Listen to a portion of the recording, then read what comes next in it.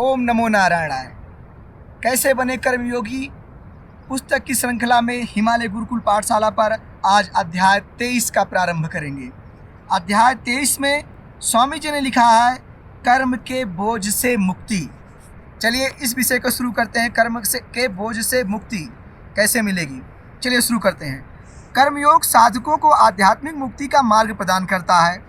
यह योग केवल शारीरिक कर्म नहीं है बल्कि एक आत्म साक्षात्कार की यात्रा है जो व्यक्ति को अपने दिव्य स्वरूप की प्राप्ति की ओर ले जाता है। इस योग के अभ्यास से साधक जन्म और मृत्यु के चक्र से मुक्ति प्राप्त करता है। इस संदर्भ में भगवान श्री कृष्ण अर्जुन को कर्म के सिद्धांतों को स्पष्ट करते हुए कहते हैं, तस्माद् सक्ता सततम कार्यम कर्म समाचर अशक्तो ह्याचरन् कर्म परमाप्नोति पुरुषः। अर्जुन, इसलिए तू निरंतर आसक्ति से रहित होकर सदा कर्तव्य कर्म का भली भांति आचरण करते रहो, क्योंकि आसक्ति से रहित होकर कर्म करता हुआ मनुष्य परमात्मा को प्राप्त हो जाता है। पिछले अध्याय में हम देख चुके हैं यज्ञार्थम कर्म करने के विषय में, लेकिन यज्ञार्थम कर्म तब तक नहीं कहा जा सकता जब तक वह अनासक्त भाव से न किया जाए। भगवान कह रहे हैं कि अनासक्त होकर सदा अपना कर्तव्य कर्म करो, अर्थात कर्म करते रहो, लेकिन कोई आसक्ति और कोई चाह नहीं हो। अब इस पर विचार करना है कि क्या हम अनासक्त होकर कर्म कर रहे हैं। अगर हम सोचें कि कर्म करने से आसक्ति से बंधते हैं तो इससे अच्छा है कि कर्म करना ही हम छोड़ दें और जंगल में भाग जाएं। लेकिन भगवान यहाँ अर्जुन को कर्म नीति सिखाते हैं जिससे अर्जुन अपने कर्म से भाग न जाए और अपना कर्तव्य कर्म का पालन करे।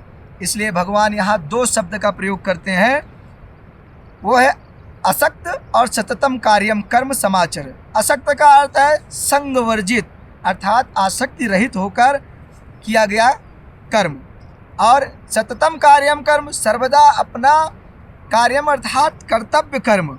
समाचर, समाचर का मतलब होता है भली भांति आचरण किया करो। ऐसे कर्म करने से क्या होगा, फिर भगवान कहते हैं कि अनासक्त होकर कर्म करने वाला अर्थात ईश्वरार्थ कर्म करता हुआ पुरुष अंतःकरण की शुद्धि द्वारा मोक्ष रूप परम पद प्राप्त कर लेता है। परम मोक्षम आपनोति पुरुषः। भगवान इस उपदेश से अनगिनत कर्मयोगी साधकों को मुक्ति के मार्ग में आसक्ति रहित होकर सदा कर्म करने के लिए प्रेरित करते हैं। कर्म के रहस्य को जानने की कोशिश करें। भगवत गीता कर्म के गहरे रहस्यों को उजागर करती है। अनासक्त होकर धर्म के अनुसार अपने कर्तव्यों का पालन करके कर्मयोगी जीवन का अंतिम लक्ष्य मोक्ष को प्राप्त कर लेता है, सभी सांसारिक दुखों से मुक्ति पा लेता है। अनासक्त कर्म को अंतःकरण शुद्धि या चित्त की शुद्धि के साधन के रूप में जाना जाता है। इस श्लोक में भगवान कृष्ण ने कर्म करने का अंतिम उद्देश्य कहा है। कर्म केवल एक कर्तव्य नहीं बल्कि आसक्ति की बेड़ियों को तोड़ने तथा मोक्ष प्राप्ति का मार्ग है। आज का अभ्यास, ऊपर लिखे बिंदुओं पर मनन करें। मन आसक्तियों से बंधा है, मन को आसक्ति से अनासक्ति की तरफ ले जाने के लिए प्रयास करें। धन्यवाद। ओम नमो नारायण।